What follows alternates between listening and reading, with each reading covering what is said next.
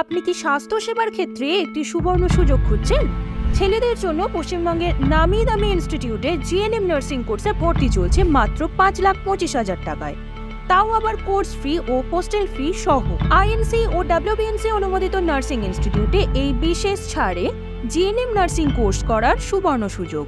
এখানে দক্ষ প্রশিক্ষণ, আধুনিক সুযোগ সুবিধা এবং বাস্তব অভিজ্ঞতার মাধ্যমে অভিজ্ঞ নার্স তৈরি করা হয়।